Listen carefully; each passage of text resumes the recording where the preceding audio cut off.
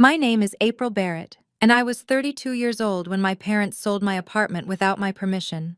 3 weeks before my sister Megan's wedding, I got a phone call that shattered everything I thought I knew about my family. My parents were laughing, actually laughing, as they thanked me for the wedding present. They had forged my signature, sold the apartment I'd spent 8 years saving for, and used the money to fund Megan's $100,000 dream wedding. They didn't ask. They just took. But that wasn't even the worst part. The worst part was finding out my sister had been taking credit for something I'd been doing for 4 years. Before I tell you what happened next, please take a moment to like and subscribe, but only if you genuinely enjoy this story. Let me know in the comments where you're watching from and what time it is there. But to understand why this moment broke something in me, I need to take you back to the beginning. In our family, Megan was the sun. I was just expected to orbit. Growing up in the Barrett household meant understanding your place early. Megan was the baby.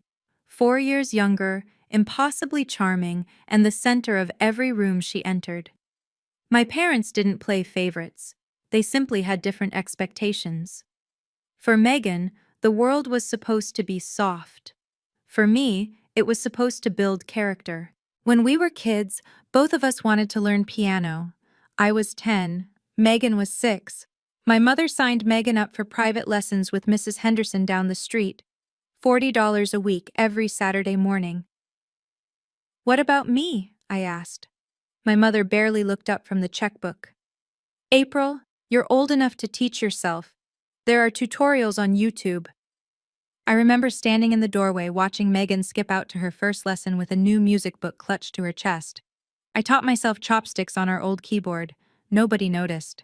That became the pattern. When I wanted to join the school choir, I was told we couldn't afford the uniform. 2 months later, Megan got a $200 dance costume for her recital. When I complained, just once, my father sat me down with that disappointed look I came to know so well. "April, don't be selfish. Your sister is more sensitive. She needs more support. You've always been the strong one."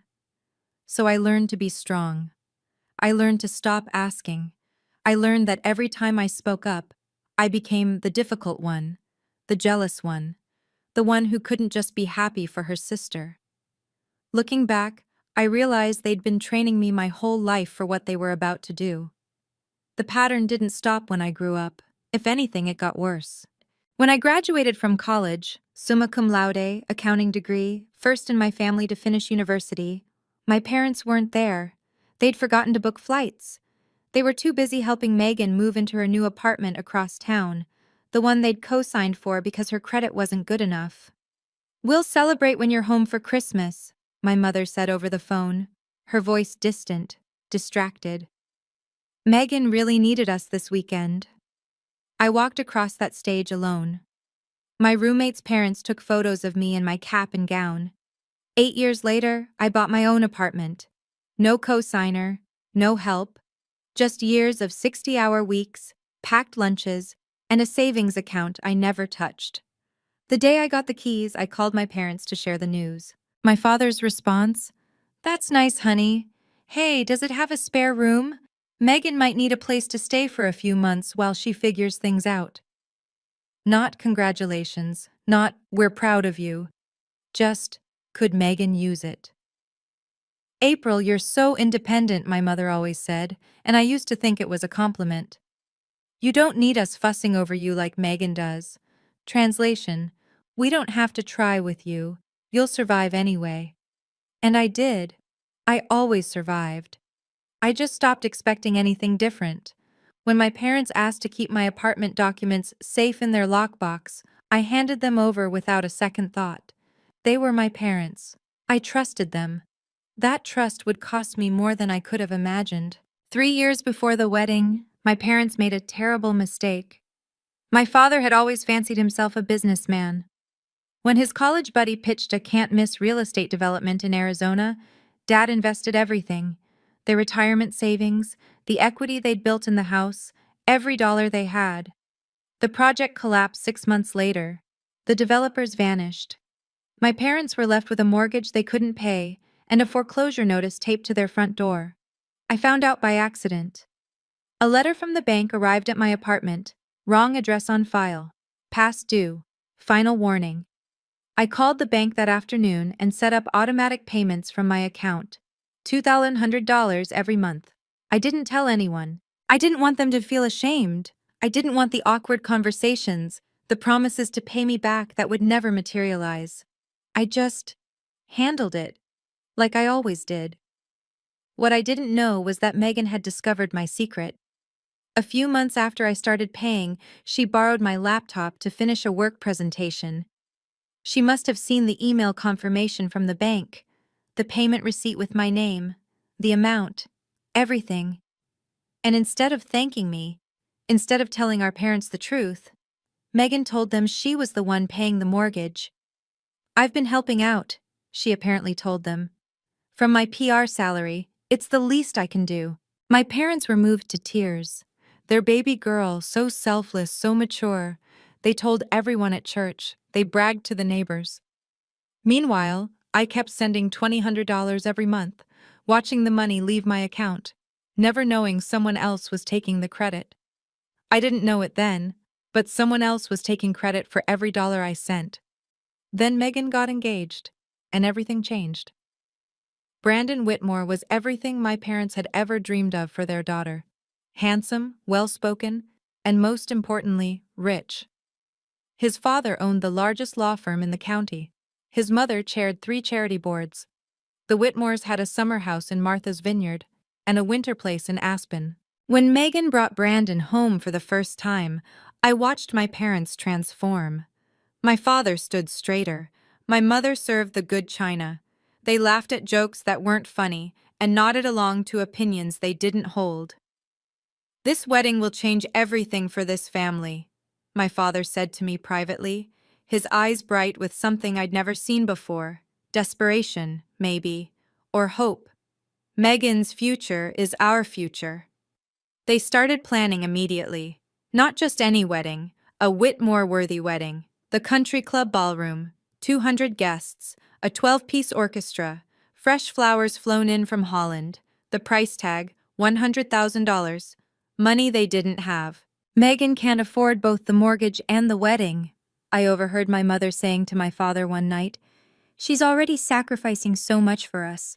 We need to find another way." I remember feeling confused.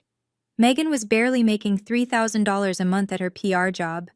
How was she supposedly paying a $2,100 mortgage? But I dismissed the thought. Maybe she'd gotten a raise. Maybe Brandon was helping. I had no idea my sister was living a lie, and that my parents were about to make me pay for it. My mother started looking at my apartment listing online that same week. I didn't know that either. Not yet. My apartment wasn't just a place to live. It was proof that I existed. 8 years of my life had gone into those walls. Every promotion I'd earned, every vacation I'd skipped, every no I'd said to dinners and drinks and weekend trips. It all lived in that 800-square-foot space with the bay window overlooking the park.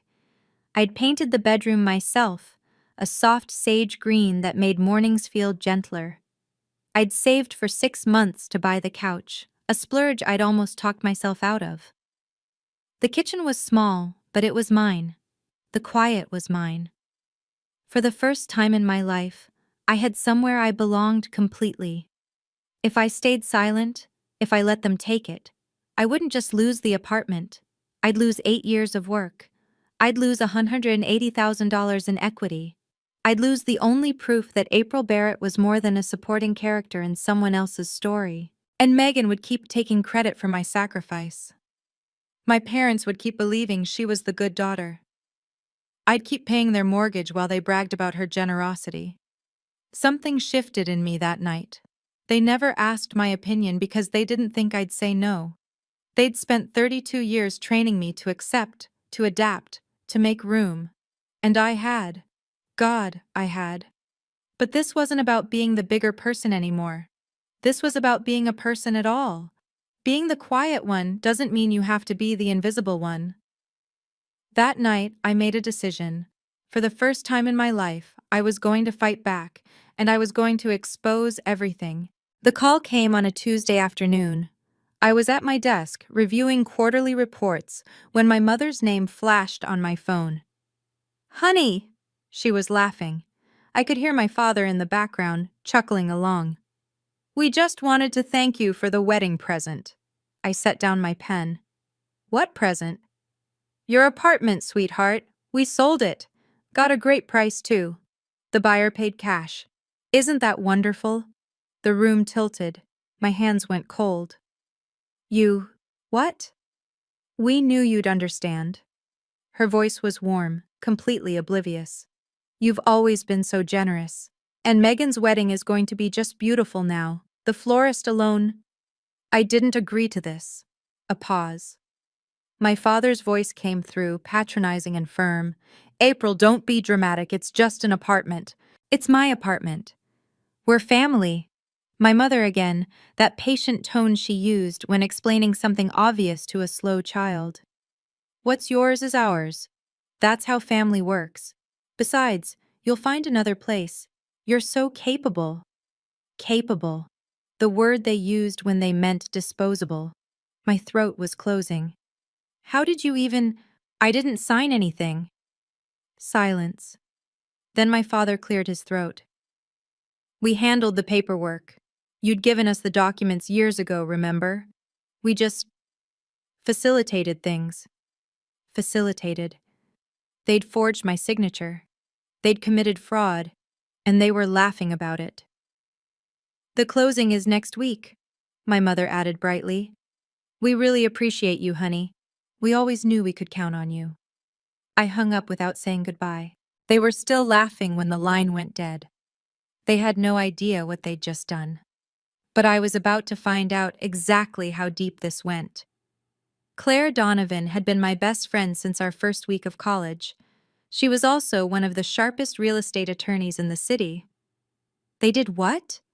Her voice went flat when I told her. "Sold my apartment. Forged my signature. They think it's done. Give me an hour."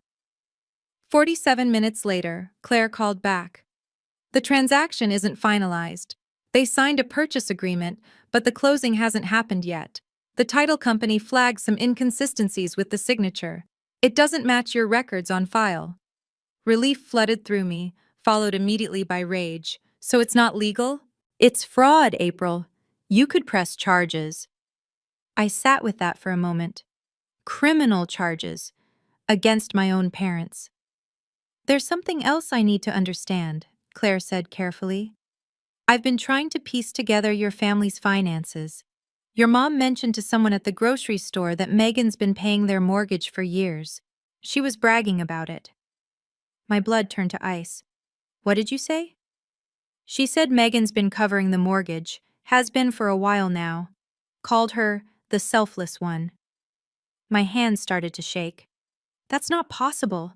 I've been paying that mortgage for 4 years. Every statement comes from my account. Every receipt has my name." A long pause. "April, are you sure?"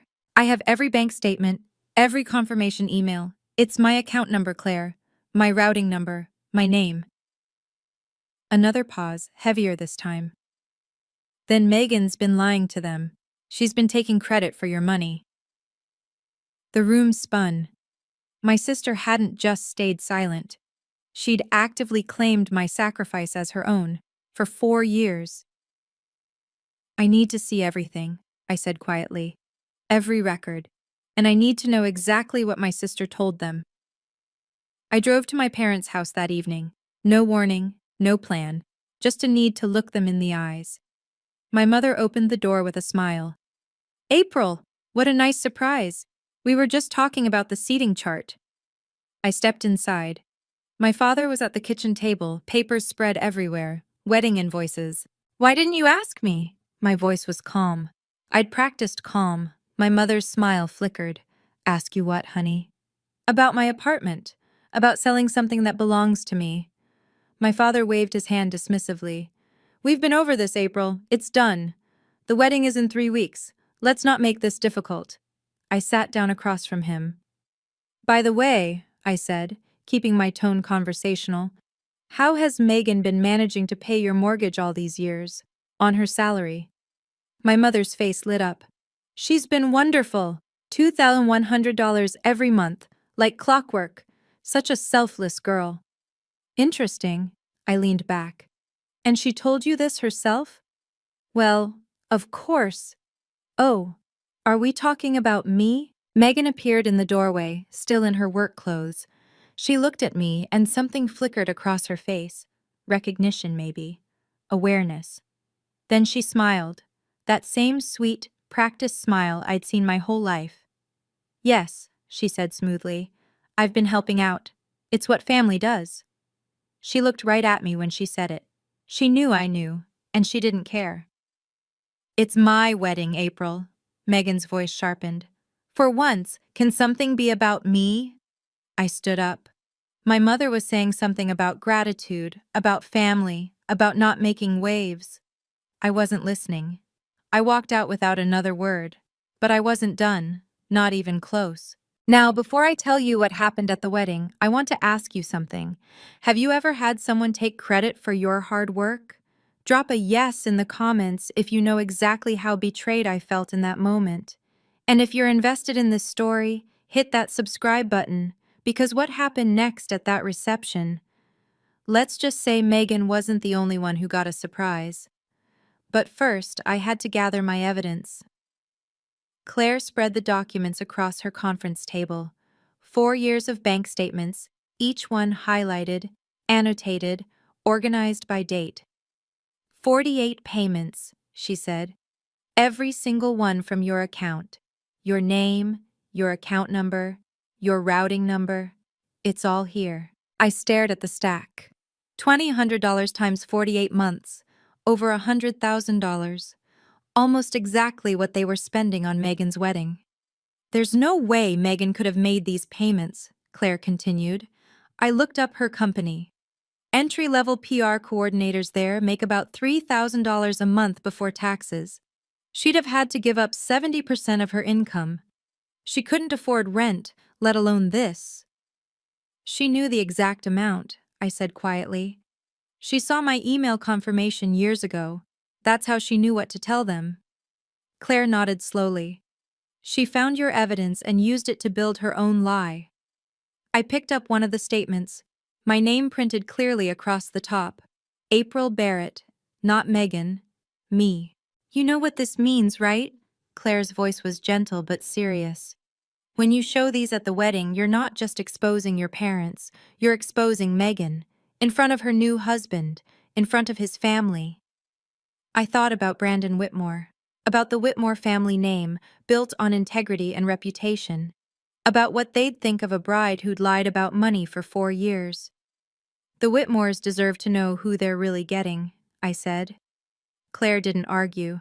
She just started making copies. 4 years of my money, I said, almost to myself. And she smiled in my face while taking credit for every cent. That night, I dug through every email I'd ever exchanged with my parents. It didn't take long to find what I was looking for. 2 years ago, when I'd hesitated about leaving my apartment documents with them, my mother had written, "Don't worry about the papers, honey. We're just keeping them safe. You know we'd never do anything without asking."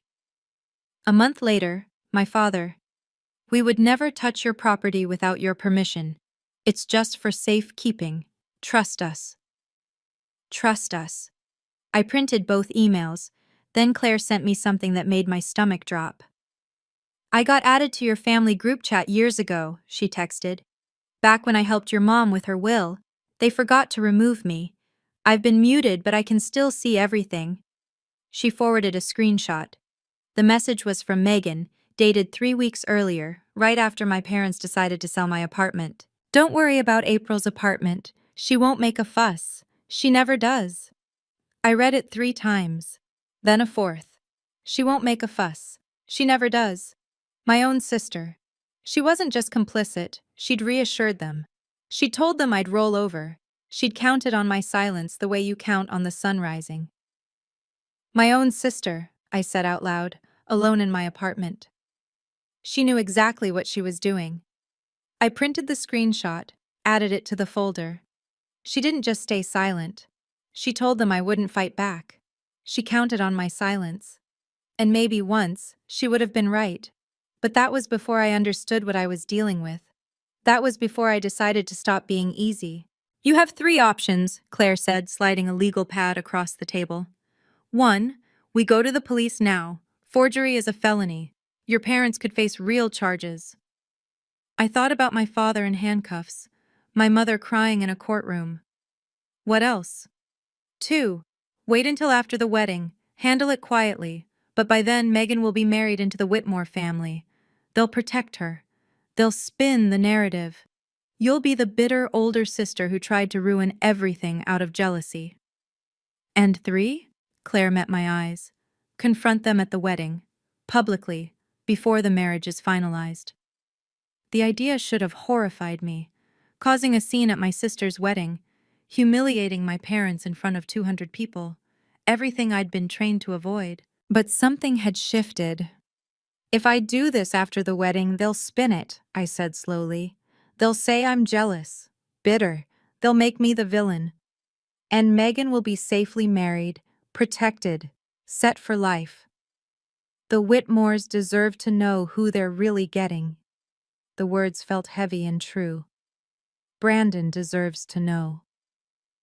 That evening, I called Mr. Peterson, the buyer who'd put an offer on my apartment.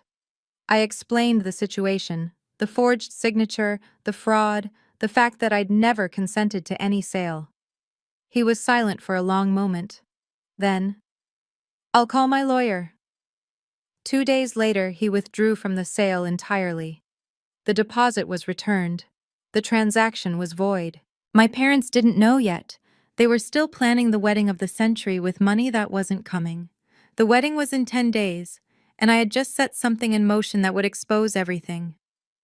I'm not trying to destroy them, I told Claire, but they need to face what they did. All of them. The morning of the wedding, I woke up in my apartment.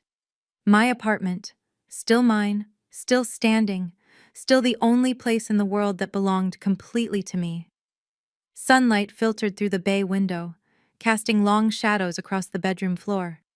Somewhere across town, Megan was probably having her hair done, surrounded by bridesmaids and champagne and the promise of a perfect day. My phone buzzed, a text from Claire. Everything is ready, good luck. I showered slowly, made coffee, took my time. On my bed lay the bridesmaid dress Megan had chosen for me, a shade of pink that washed out my complexion, deliberately unflattering. She'd picked it herself, insisting it was perfect for the wedding aesthetic. I suspected she just wanted to make sure no one looked at me.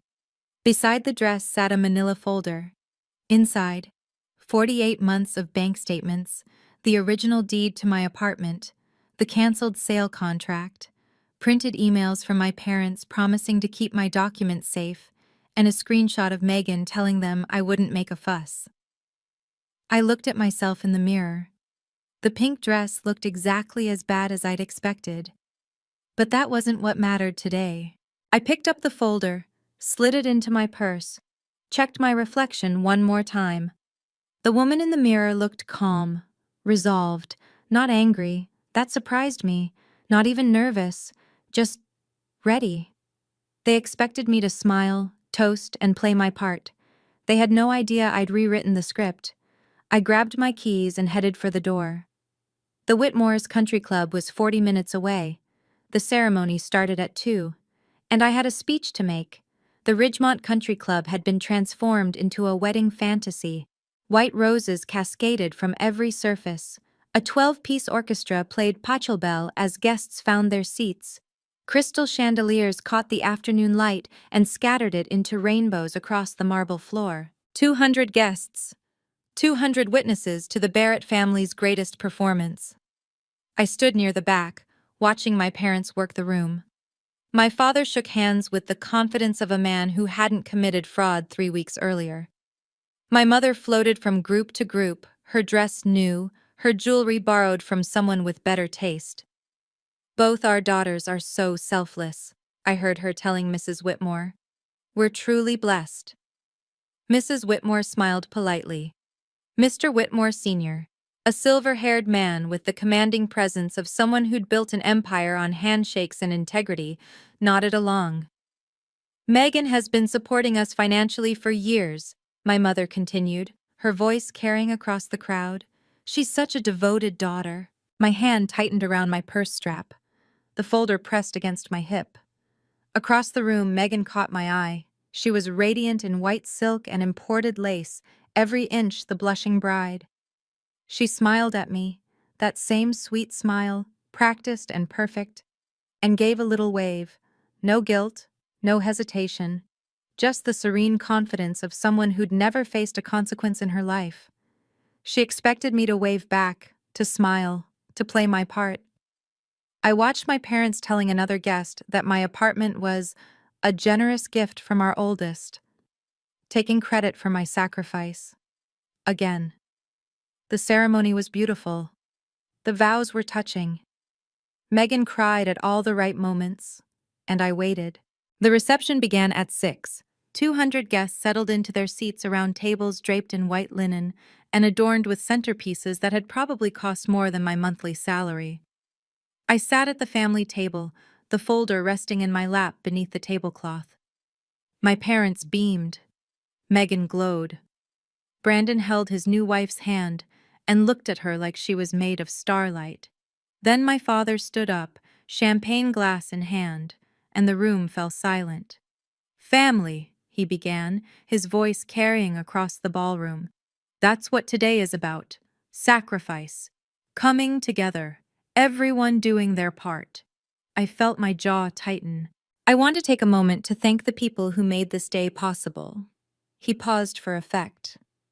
"First, to my daughter Megan, who has been supporting this family financially for years. Her generosity and selflessness have kept us afloat through difficult times." Megan ducked her head modestly. The crowd murmured approval. "And to April," my father found me in the crowd, his smile wide and warm, "who gave the most generous wedding gift, her apartment, so that her sister could have the wedding of her dreams." Applause. 200 pairs of eyes turned toward me, expectant, waiting for the grateful smile, the humble wave. Megan stood up from her seat and gave a little bow, accepting applause for sacrifices she'd never made. I felt every gaze like a weight pressing down on me. "Let's raise a glass to our daughters," my father concluded. "The best children parents could ask for." Glasses rose, people drank, Megan basked, and I stood up, not to smile, not to nod, but to speak. "Dad?" My voice was steady, calm. "Would you mind if I said a few words?" My father's smile wavered for just a moment, surprise maybe, or the first flicker of concern. But 200 people were watching, and Richard Barrett had never met a spotlight he didn't love. "Of course, sweetheart." He handed me the microphone. "The floor is yours." I took it. The weight of it felt right in my hand. "Thank you, Dad." I turned to face the room, letting my gaze sweep across the sea of expectant faces. "I do have something to say about those sacrifices you mentioned."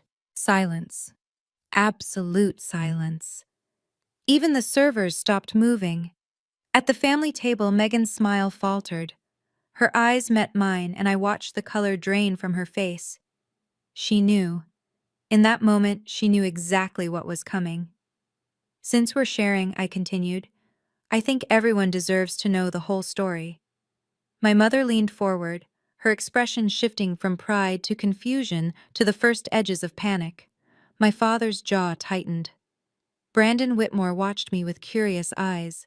His father, the silver-haired patriarch, set down his champagne glass and studied me with the focused attention of a man who'd built his career on reading people. 200 guests were watching. The Whitmore family was watching. And my sister, my sweet, selfless sister who'd been taking credit for my sacrifice for 4 years, was watching too. I opened my purse and pulled out the folder. "I have documentation proving everything I'm about to say." My voice didn't waver. "So please, let me finish." The Whitmores were watching. 200 guests were watching. and my sister's face had just gone pale. Okay, this is the moment you've been waiting for. But before I tell you what I said next, I need to know. What would you do? Would you expose your sister on her wedding day, or stay quiet? Let me know in the comments. And if you haven't subscribed yet, now's the time. Because what comes next changes everything for both sisters. Now, let me tell you what I said into that microphone. My father just thanked me for giving up my apartment. I kept my voice measured, professional. I want to clarify something. The room was absolutely still. I could hear the faint hum of the air conditioning, the distant clink of ice in someone's glass. I didn't give it. I paused. Let the words land. I didn't sell it. I didn't even know about it until 3 weeks ago. Gasps rippled through the crowd. Mrs. Chen, Mrs. Smith from my parents' church group, covered her mouth. One of the Whitmore cousins leaned forward in his seat. My parents sold my apartment without my knowledge or consent. I held up the folder. They forged my signature on the sale documents. April, what are you? My father's voice was sharp, warning. I'm not done, Dad. My mother's face had gone white. She was gripping the edge of the table like it was the only thing keeping her upright. Mr. Whitmore Sr. set down his champagne glass with a quiet click. His expression had shifted from curiosity to something harder, something colder. I have the original deed here. I pulled it from the folder, held it up so the room could see. My name, April Barrett, sole owner. I bought this apartment with 8 years of savings. I never authorized any sale. Whispers now, spreading through the crowd like ripples in water. Brandon Whitmore was staring at his new in-laws with an expression I couldn't quite read. His father's jaw was set. I have documentation proving everything I'm about to say, I repeated, so please let me finish. My mother opened her mouth to explain, to deflect, to somehow spin this, but no words came out. I wasn't done, not even close. The good news, for me, is that the sale was never legal. I pulled another document from the folder. A sale without the owner's genuine signature is void. That's basic property law. My father's face had gone from angry to ashen. I contacted the buyer, Mr. Peterson, last week. I explained the situation. He withdrew from the sale immediately. I held up the termination letter.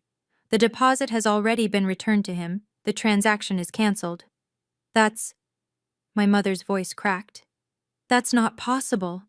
The money you were counting on? I met her eyes. It's not coming. Megan grabbed Brandon's arm. Wait, what does this mean for... It means the apartment is still mine. I turned to look directly at my sister. It was always mine, and you knew that. Brandon pulled his arm away, just slightly, just enough to notice. The canceled sale contract. I held up another document. The original deed, both with my name, both proving that what my parents did was illegal. Mr. Whitmore Sr. stood up. The movement was controlled, deliberate, the kind of gesture that commanded immediate attention. He walked toward me, hand extended. May I see those documents? I handed him the folder without hesitation. His eyes scanned the pages, the deed, the contract, the signatures. His expression didn't change, but something shifted in the set of his shoulders. April, please. My mother's voice was barely a whisper. Not here, not now. This is exactly where it needs to happen, I said. This is exactly when. Because there was more, and everyone in that room was about to find out exactly how deep the lies went. But that's not all. I turned back to face the room. There's something else you should know. The silence was absolute. 200 people, barely breathing. My father thanked Megan for supporting the family financially, for paying their mortgage for years. I looked directly at my sister.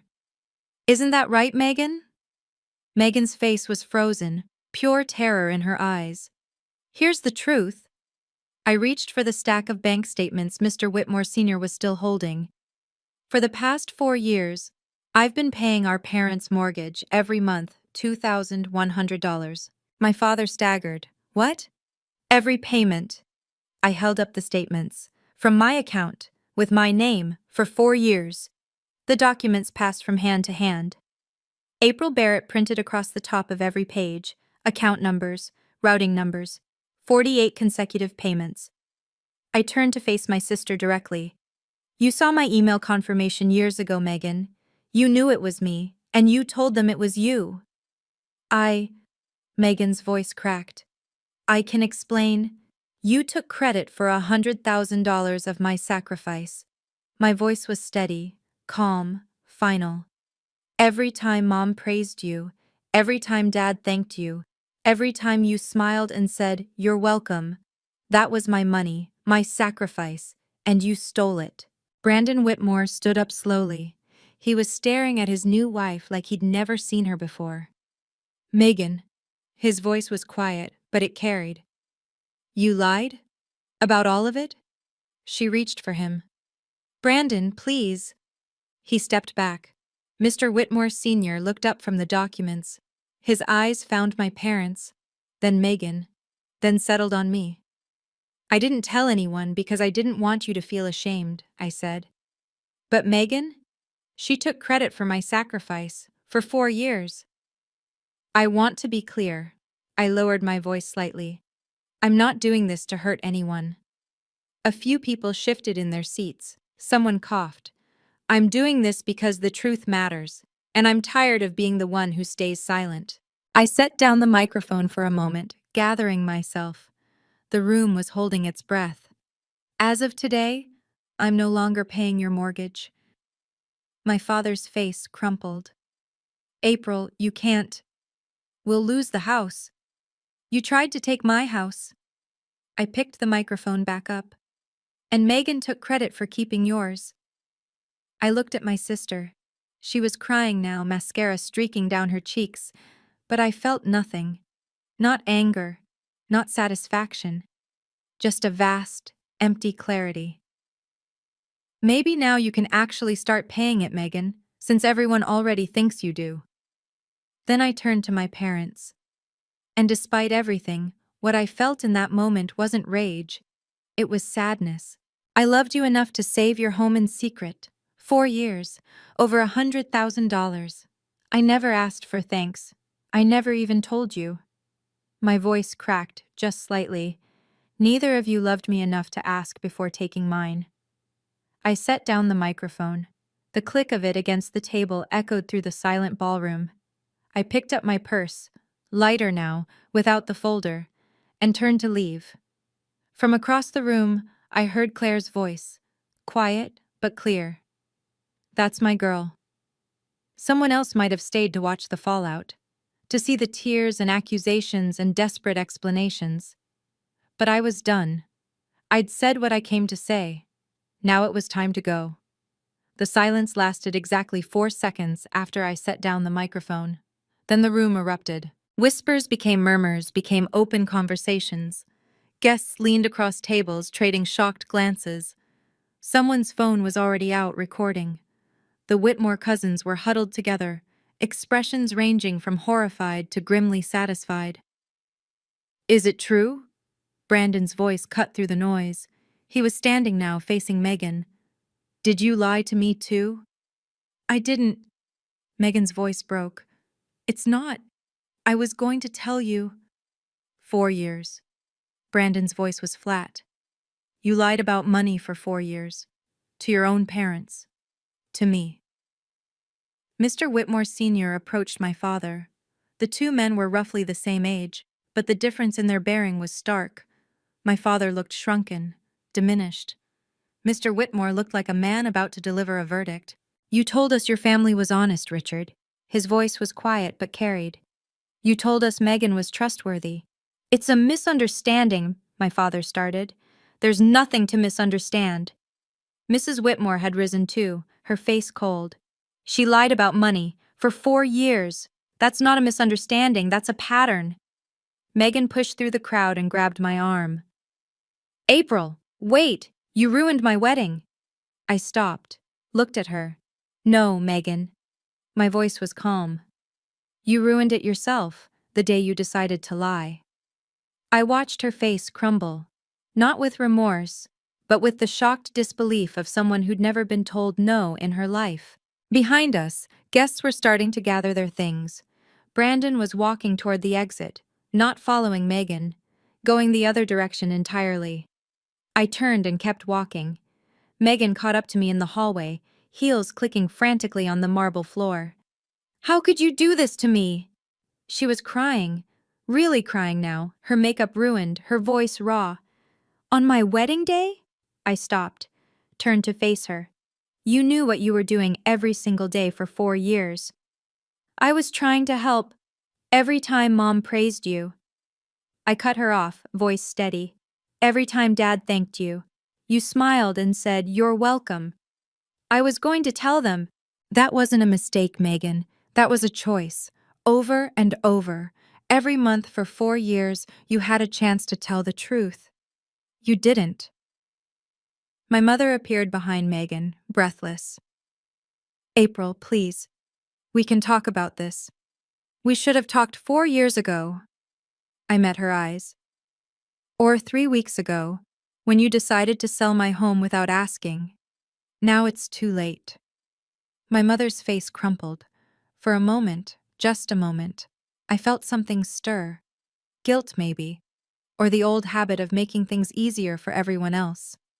Then I remembered the phone call, the laughter, the assumption that I would simply accept. "Goodbye, Mom." I walked through the country club's grand entrance, past the valets and the confused guests filtering out behind me. The evening air was cool against my skin. Claire was waiting by her car. "How do you feel?" she asked quietly. I thought about it, really thought. Like I just told the truth for the first time in my life. I took a deep breath of the autumn air. And it didn't kill me. She opened the passenger door for me. "Let's get out of here." We ended up at a cafe 3 miles from the country club, far enough that we wouldn't run into any straggling wedding guests, close enough that my hands had stopped shaking by the time we arrived. Claire ordered us both coffee. Black, no sugar, the kind of coffee you drink when you need to stay sharp. "You could press charges," she said, stirring her cup. "Forgery is a felony in this state. Your parents could face real consequences." I wrapped my hands around my mug, feeling its warmth. "I know. The evidence is solid. The bank statements, the forged signature, the emails where they promised to keep your documents safe. Any prosecutor would love this case." I watched the steam rise from my coffee. Outside, the sun was setting, painting the sky in shades of orange and pink. "No." The word came out more certain than I expected. "I don't want them in prison. I just wanted them to face what they did." Claire nodded slowly. "And Megan?" "That's between her and Brandon now." I took a sip. The coffee was bitter, but I didn't mind. "And between her and her conscience, if she has one." My phone buzzed, then buzzed again. And again.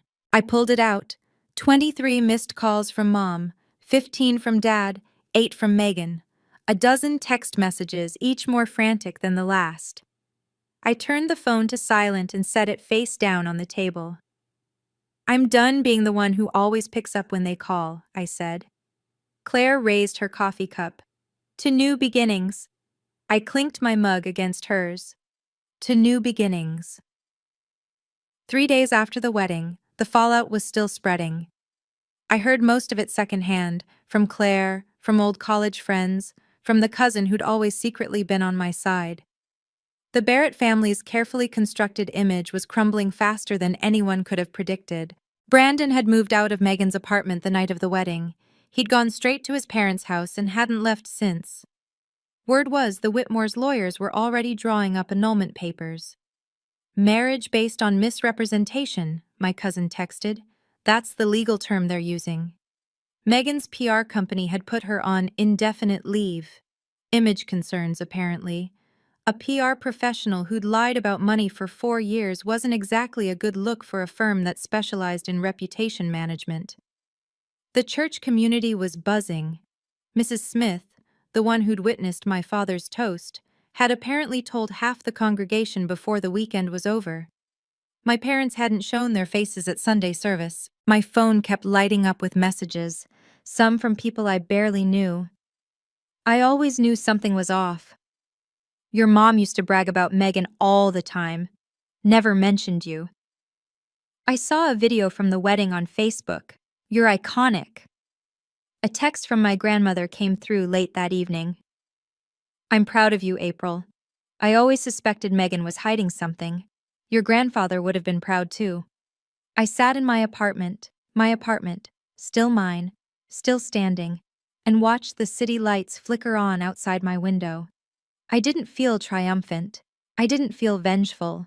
I just felt quiet. For the first time in a long time, the quiet felt like peace. 2 weeks later, my father called. I almost didn't answer. But something, curiosity maybe, or the last vestiges of the daughter I used to be, made me pick up. April. His voice sounded different, older, smaller. We got a letter from the bank. I said nothing.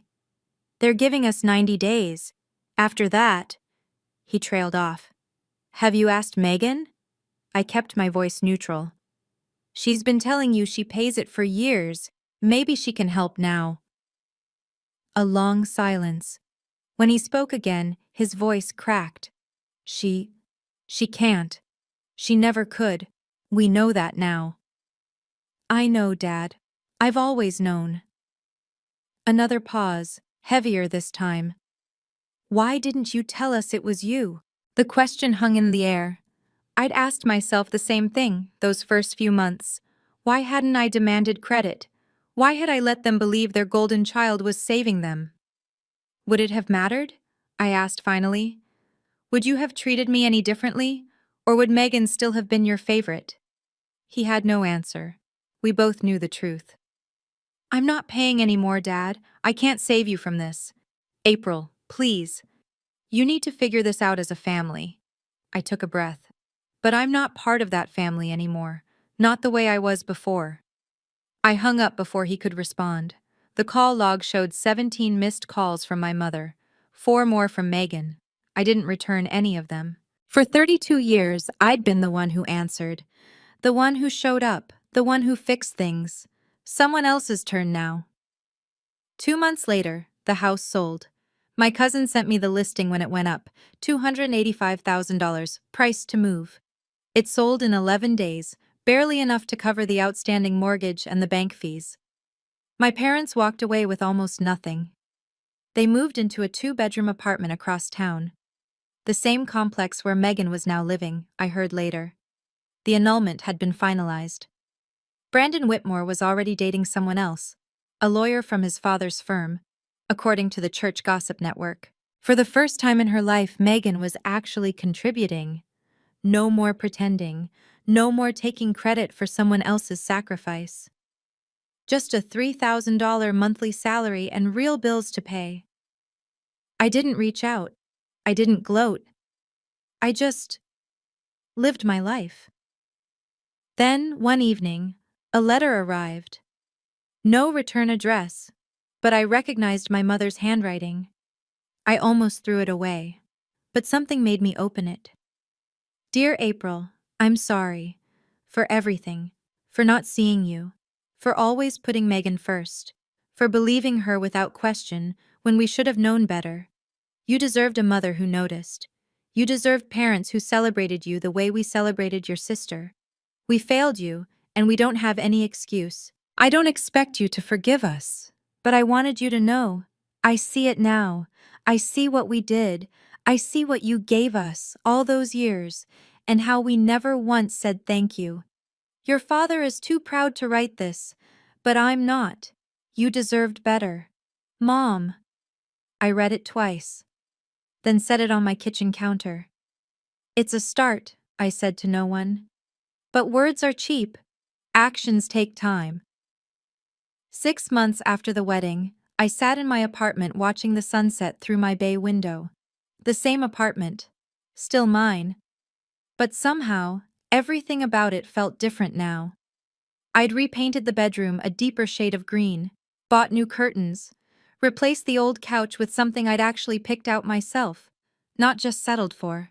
The space felt lighter somehow, like it could finally breathe. Claire came over for dinner every Thursday now. We'd cook something ambitious, drink wine, and talk about everything except my family. "You look different," she said one evening, studying me across the table. "Lighter." "I stopped carrying people who would never carry me." She raised her glass. I raised mine. Work was better too. The promotion I'd been chasing for 2 years finally came through.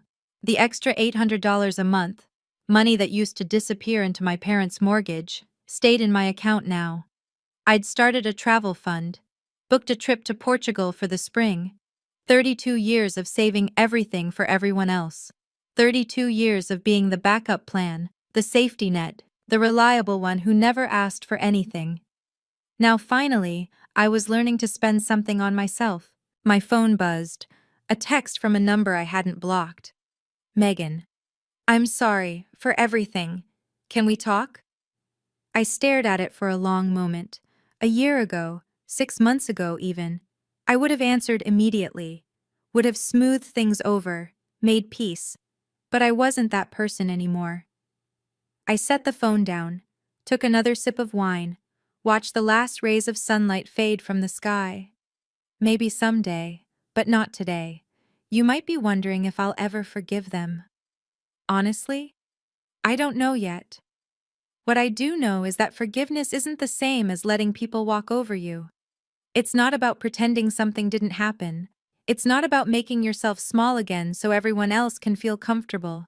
Being the quiet one, the peacekeeper, the one who always gives, that's not a virtue if it comes at the cost of your self-respect. I learned that the hard way, over 32 years of being taken for granted. I used to think my silence made me the bigger person. Turns out, it just made me invisible. I spent 32 years being easy. Easy to ignore, easy to take from, easy to overlook, easy to lie to. I'm done being easy. My phone buzzed again. Megan's text still glowing on the screen. "I'm sorry for everything. Can we talk?" I picked it up, read the message one more time. Then I typed back. "Actions, not words. Show me you've changed, then we'll talk." I hit send. Maybe she would. Maybe she wouldn't. Maybe my parents would find their way back to me someday, with more than just letters and apologies. Maybe they wouldn't. But that wasn't really the point anymore. The point was that I'd finally stopped waiting for them to see me. I'd stopped needing their approval to know my own worth. Family isn't about blood, it's about respect. And respect goes both ways, or it goes nowhere. I looked around my apartment, still mine, always mine, and smiled. For the first time in my life, I didn't need anyone's permission to be enough. I already was. And that's my story. If you've ever been the quiet one who someone took credit for, the one who gave and gave while others stole the spotlight, I see you. Drop a comment. What's your boundary now? What line won't you let anyone cross? If this story hit home, subscribe and check out another story in the description. Thank you for being here with me.